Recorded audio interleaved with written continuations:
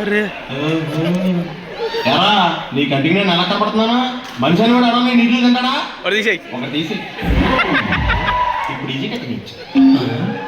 అవునరా, మీ ఇంటి ఓనర్ అమ్మాయికి నీ లవ్ సంగతి చెప్తానన్నావు కదా, ఏమైంది?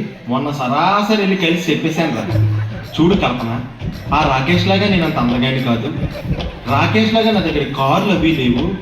రాకేష్ లాగా నేను పెద్దగా చదువుకోలేదు. రాకేష్ లాగా నా దగ్గర 5 లక్షల బ్యాంక్ బ్యాలెన్స్ కూడా లేదు. కానీ నేను నిన్ను ప్రేమిస్తున్నాను కల్పన అని చెప్పేశాను రా. అయితే ఏమైంది? ఇవన్నీ సర్లే కానీ ముందా రాకేష్ గారి అడ్రస్ చెప్పమంది. హాయ్. ఓ మీరా? నాట్ బ్యాడ్, బాగానే గుర్తుపట్టారు. సార్ ఏం తీసుకుంటారు? అలాగే ice cream. Okay, 1 chocolate. Okay, చల్లగా ఉందా? బాగా చల్లగా ఉండాలి బెటరా.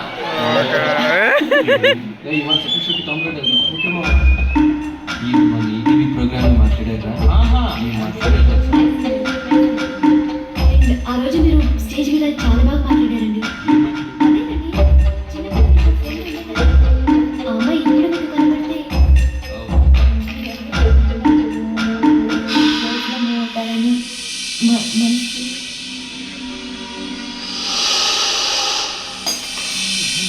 ఏంటండి, ఏమైంది? వాడు ఎంపీ కొడుకు. ఆడపిల్లని ఎప్పుడూ టీస్ చేస్తాడు. International idiot.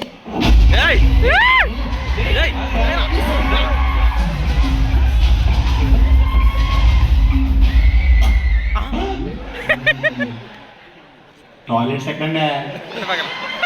థ్యాంక్స్ అండి.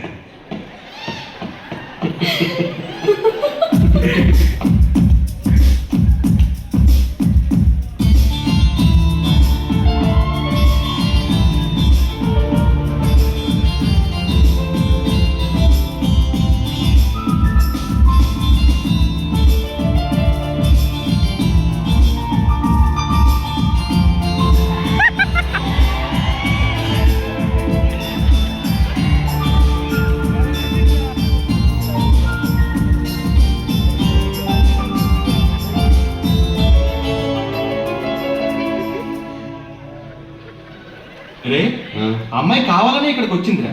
అమ్మాయి లవ్ చేస్తోందిరా.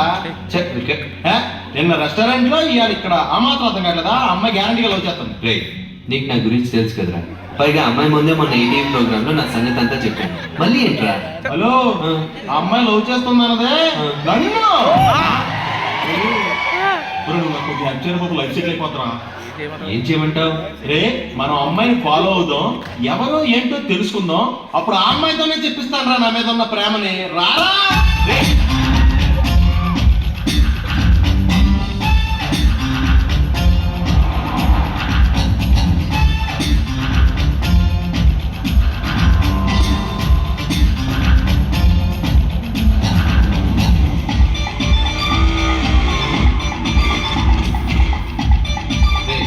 స్వాతి ఆఫీస్లోకి వెళ్ళింది, 10 మంది వెళ్దాం. ఏంటి నీ లైఫ్ లో ఒక్క పూట కూడా నా కోసం స్పెండ్ చేయలేవా?